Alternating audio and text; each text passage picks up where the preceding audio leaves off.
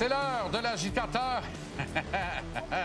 Antoine Roussel, toujours à peu près dans un aréna près de chez vous. Comment ça va, mon cher Antoine? Écoute, mon objectif, c'est ça que je disais aux gars en studio tantôt, là, que mon objectif, c'est de t'amener dans 5 autres arénas, peu importe c'est où au Québec, 5 autres, mon JC, cette année. C'est la fin de la saison, formidable. C'est parti. J'adore ça. C'est lequel des arénas, là?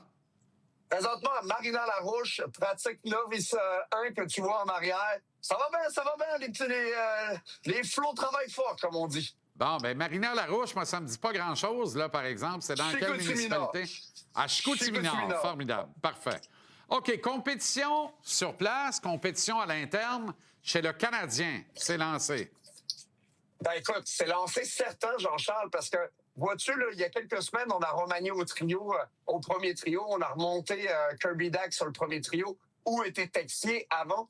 C'est l'ailier droit qui est avec Suzuki. Pour moi, sa place, là, elle est à prendre pour tout le monde.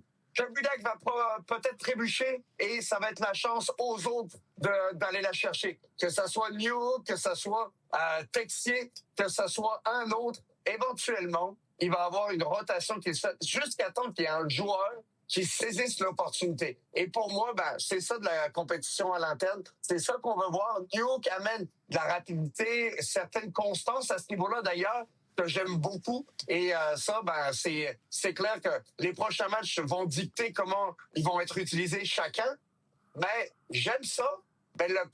Comme je te le disais, la place à côté de Suzuki, elle n'est pas sécure. Elle n'est pas sécure pour personne jusqu'à temps qu'il y en ait un qui prenne la pole position. Et Jean-Charles, je vais même plus loin que ça. Si personne ne le fait, d'ici la fin de la saison, les séries éliminatoires, ne sois pas surpris que l'année prochaine, il y a un gros joueur qui est ramassé soit au repêchage ou la date limite des échanges ou le 1er juillet. Il va y avoir un gros joueur qui va s'en venir. Bien, il y a quelque chose d'intéressant. Moi, je pense que Martin a pris bonne note de Coach Cooper aux Olympiques à Milan. Fait que Slav risque de faire des séjours là, pendant les matchs avec Suzuki et Caulfield, dépendant on est où dans le match, qu'est-ce qu'il y a sur le tableau. Sinon, c'est un comité. Ce soir, c'est Doc, ça peut très bien être Newhook, ça peut très bien être Texier, ça peut très bien être Bolduc aussi. Fait qu'on en a 4, mais ça peut très bien aussi être quelqu'un qu'on va acquérir d'ici le 6 mars à 15 h de l'après-midi. Là. Ben, tout à fait. C'est cette opportunité-là, elle est à saisir, comme je le disais. Puis, Bolduc, dans sa situation actuelle, va devoir trouver un moyen de se différencier. Moi, je trouve qu'il en avait fait assez pour être dans l'alignement. Et donc, je suis un peu surpris qu'on l'ait retiré. C'est sûr qu'il y a beaucoup de concurrence.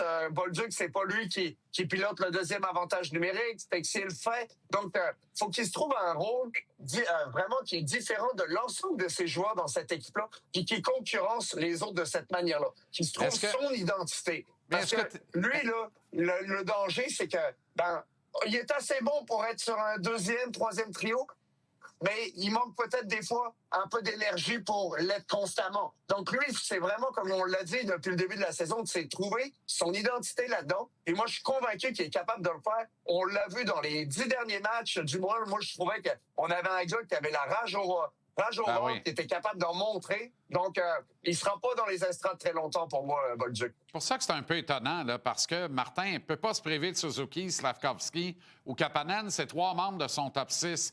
Mais en même temps, il s'attend peu d'eux autres ce soir en disant ils vont être fatigués, décalage horaire de 6 heures, ils ont joué beaucoup de hockey. C'est la même affaire pour Texier. C'est étonnant qu'on n'ait pas reposé Texier ayant le luxe de mettre Bolduc à sa place ce soir. Tu trouves pas?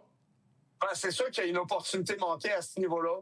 Probablement que Kapanen, puis on l'a entendu bien verbaliser qu'il aurait aimé ça vraiment jouer un petit peu plus avec l'équipe finlandaise. Donc, quand il disait ça, il disait clairement au coach, moi, je pose un repos supplémentaire, je suis prêt. Là, ça fait 3 semaines que je pratique et que je joue pas beaucoup. Donc, c'est clair qu'on aurait pu voir une gestion du personnel un petit peu meilleure à ce niveau-là. Mais c'est clair qu'on l'aura pas. On va voir comment ça va aller ce soir. Mais sont mieux que les gars qui sont vraiment sur le siège éjectable sont mieux d'être prêts. Bon match et bon entraînement à Chicoutimi-Nord, Antoine.